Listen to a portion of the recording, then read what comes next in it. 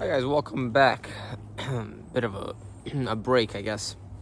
I've been kind of just researching and doing my own thinking.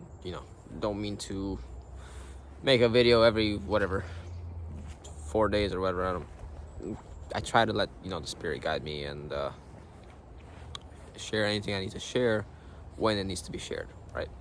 But I'd like to discuss a little bit about the power of truth and authenticity. Okay, we maybe talked about this a little bit more in my video, The Truth Will Set You Free, but I'd like to go a little bit more in depth, okay? Now, it's very important, I think, and I was watching the video with Howdy Mykowski. Apparently, his last name is Mykowski, not Mykowski. I don't know how we've all been getting that wrong, but a lot of information that came to me recently helped confirm that this message really is true. And that's why we're doing a video on truth. But maybe it's true for whatever our relative perspectives, and paradoxically could also be untrue at the same time. That's the nature of this reality. We live in a paradoxical realm.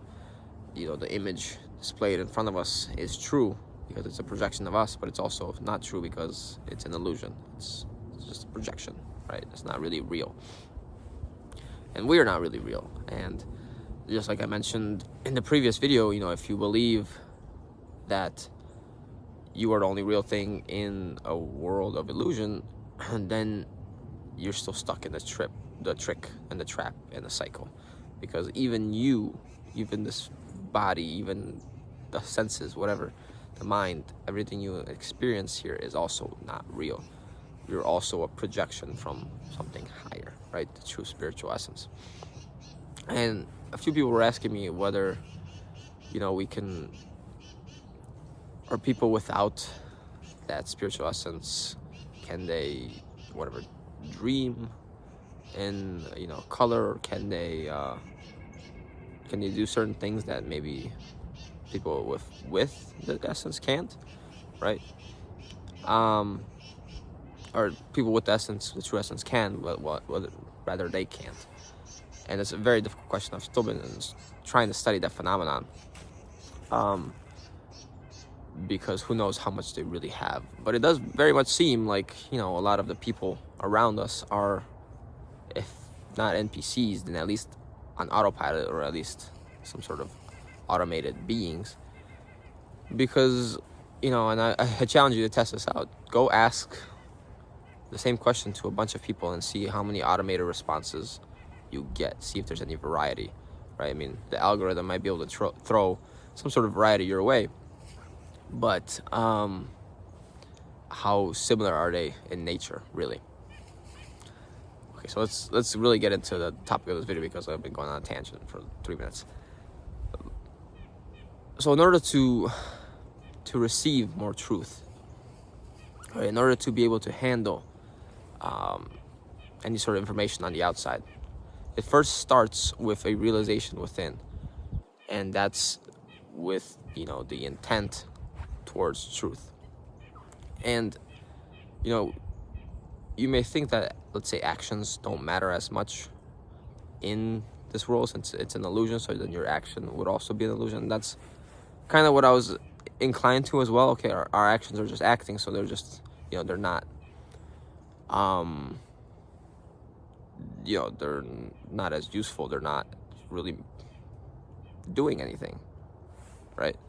And they try to tell us, oh well, you did this in this life and this, and you didn't do this right, blah blah blah. Of course, in the life review, try to make you feel guilty. Well, if it's a video game, then my actions really weren't as important, right? And that's a fair argument, I'd say. But paradoxically, I'd say in this life they do matter, because they are an extension of your intent, right? They're displaying your intent. And excuse me. And if you're trying to embody more truth, then your actions have to be a display of that, right? An extension of that. Because how can you be untruthful and then wish to receive more truth? You must be truly at your core, fully authentic, and intending to be in your own truth, and then intending to also receive that truth on the outside. before you have the capacity to handle these truths, before you have the ability of your whole body, your whole being, to see that reflected, right? Because again, we are at some level projecting these realities, right? And they try to use that against us all the time through brainwashing and programming. But our actions need to definitely match that intent. So the way you move through life, it needs to be with integrity, with honesty, with full authenticity. And you may think, well, okay, I'm truthful, I'm doing these things that are quote unquote good natured, but you still could be lying to yourself at certain levels, and that will display based on the situations you put yourself in, right? You're lying to yourself thinking that job is a good match for you, that partner is a good match for you, or whatever else you may be doing. You're not fully displaying your authenticity, your true nature. And although that nature is of the matrix, right? Although that nature is an act in and of itself, how do you saying this? That character still needs to be fully integrated in a sense. It still needs to be fully living in its truth, because it will be integrated in that spirit. So right, so the spirit, compared it to like this sleeping beauty, right? And the sleeping beauty wants to be awakened by the prince. The prince would be the matrix character, right? And if the matrix character is inclined towards sleeping beauty, matrix character needs to be a match to that sleeping beauty, because that spirit is pure. And if the matrix character is not acting in a pure fashion, it can never match it, and they can never come together in unison, right? And this goes with the hierogamic union that I mentioned in the last video, right? The male and the female need to be united, because now they are balanced, right? So the male cannot be overly masculine, overly let's say, I don't know, toxic, what makes them toxic, right? The feminine cannot be fully too much feminine, too boundaryless, right? They have to meet each other where they're at, right? And then they can come together. Very similar to the matrix character. If the matrix character wants to embody the spirit, right? If me as Sylvie I want to embody my spirit, then I cannot act in a fashion that is incompatible with that, right? So that means I have to be fully choosing authenticity every single moment. Yeah, and of course, we can mess up, we can falter along the way, but when that intent is pure, you will rectify that in some way. And this has nothing to do with karma. This has nothing to do with learning your life lessons or anything like that. It's not a lesson. It is an awakening. It's a remembering. And what is that awakening? Awake is something at a funeral, right? It's when you're awakening, you're actually leaving something behind. When you wake up out of the dream, you leave the dream behind. You say you're done with the dream. So the matrix character has to be essentially done with the characteristics of itself that, let's say, are not a full match to that spirit. For example, the 7 deadly sins, right? That's every number 1 through 9 is one of these matrix characters. It embodies some sort of energies from the archons, right? And every number is predisposed to one or many or multiple of these deadly sins. If you do not do away with those, if you do not give those up, then the spirit can't fully come in, right? Because you're still hanging on to these characteristics, and the matrix character still wants to play in the game. It is not fully embodying its own truth, its own authenticity. And you may say, okay, so the deadly sins are part of the matrix character's truth. That's their authenticity. And I would say no, because at some level that was given to them, right? That was overlaid onto them, and the true character is beneath all of that, right? The true spirit is beneath all that.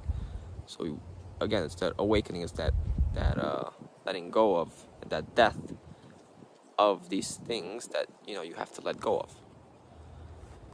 So there was a quote, or there was some sort of video that was portraying this, and he was saying, God, why don't you take my sins, right? And God responded, those sins are not for me to take, they're for you to let go, right? So again, you have to be able to let go of these weights that are holding you back. And Carlos Castaneda describes it as, the predator constantly wants you to be in that zombie mind routine so that it can feed on these characteristics. And if you're not aware, your light will constantly be at your heels, as he describes it, right, at your feet, because it's not allowed to build up. That spirit energy is not allowed to build up so that you can fully embody it. And every time you lie to yourself, every time you act in accordingly with your spirit, that light falters, and you allow the darkness to maintain that overlay over you, right? And these are some of the more practical things of this reality, right? Even though it's an illusion, paradoxically, our actions in matter. So it's good to get out of the theoretical mindset sometimes, because we may think a certain way, we may agree with certain philosophical concepts, yet our everyday lives don't reflect these concepts, which means they are not integrated. So you can theorize all you want, but if in your everyday life you're acting in accordingly with your spirit, very similar to the Christ sayings, the Christ teachings, whether or not he existed, they do seem to hold true. You have to let go of these things. You have to be able to die to your first self, which is that matrix character, so that you can embody and become a match to your spirit. And then when you embody that, you have this born again type of idea, which was deeply manipulated by the Christian community, just by saying, oh, well, Jesus saved me, so I'm born again. At some level, maybe there is truth to that, because they've embodied more of their spirit. But again, the trick and trap, I'm combining, I'm saying trip, which is a never-ending trip. But the trick is that they're still giving their power away. They're still saying, well, it wasn't me that's embodying the spirit. It's Jesus that gave me the spirit, and he saved me. And when I die, I'm gonna go meet him. So that level of programming and belief is still holding a limitation over one's spirit, because the Savior program is fully in effect still. And I was watching again. This is one of the final episodes of Dragon Ball Z. Very interesting show, because it depicts a lot of truths, I would say, if you're predisposed to receiving them, right? When Goku's about to throw the spirit bomb, he's trying to get the people of Earth to give him his energy, to give him their energy, which is they analogize it to the spirit. Maybe that's why it's called the spirit bomb. So he says, lend me your spirit and put your hands to the sky, right? So you'll see in churches when people pray, or when they're singing hallelujah, they're putting their hands to the sky. They're giving their energy to some sort of being. And he's not able to, Vegeta's not able to. He's talking to the people of Earth. They can all hear him.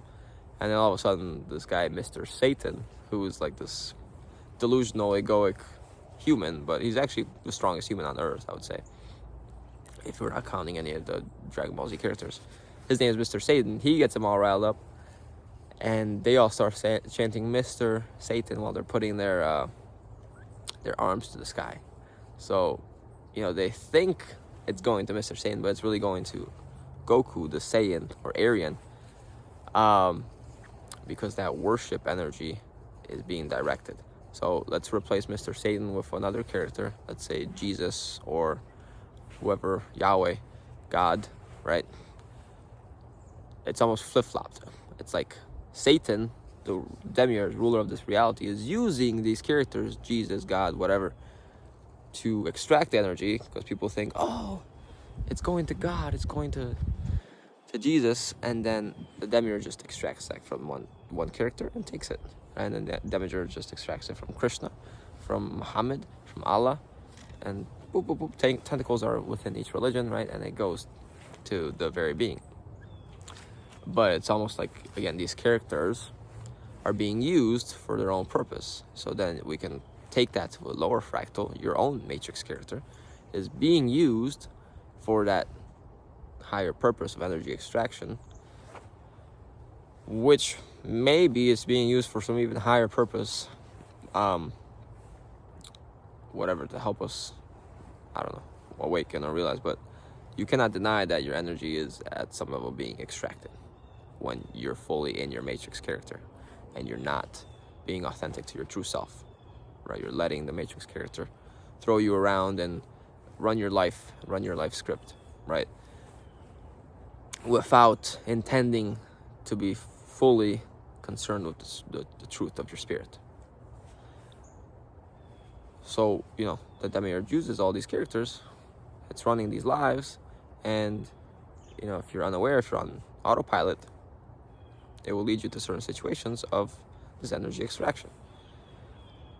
But if you're in your truth, then that sort of places that barrier and says, no, my energy will stay here. I will not raise my hands to the sky to give it to some being I don't know, and I will maintain my own energy because I'm focused on my truth.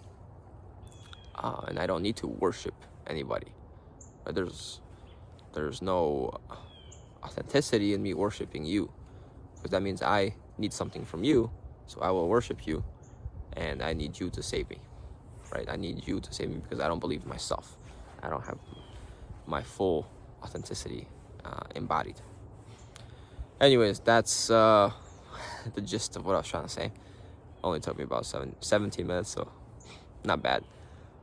I will release a video on Patreon. We're on like week 15 or something. I think people are really enjoying these, more practical tips that I give every 2 weeks. That help with the embodiment of the spirit, right? So my matrix character is more practical by nature, and I do believe there is a practical element to spirituality as well, in which, again, our actions can help further the embodiment of our spirit, right? So I'll release a video on more details how to do that. But if you're smart, you can figure out what I'm about to say from this video. But do check out the Patreon. It's only $5 a month for, every 2 weeks you get some sort of video from me, and I really do think people are enjoying it. So check that out if you have the predisposition to it. If not, that's okay. I'm not trying to gatekeep any information or anything like that. That is just something that I do with my own personal energy to try and help people, alongside, the majority of my videos here, YouTube, right? So let me know what you guys thought in the comments. Leave a like if you enjoyed the video. Subscribe, and I'll see you guys next time. Take care.